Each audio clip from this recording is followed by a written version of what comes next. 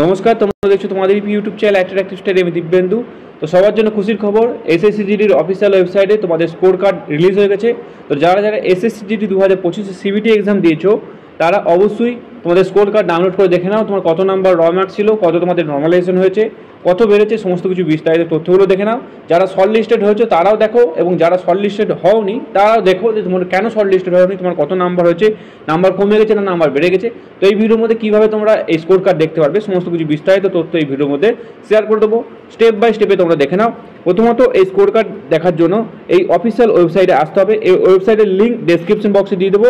এছাড়া তোমরা আমাদের টেলিগ্রাম চ্যানেলে যারা যুক্ত হয়ে আছো তারা টেলিগ্রাম চ্যানেল থেকেও পেয়ে যাবে। এখানে আসার পরে এই পেজটা ওপেন হবে।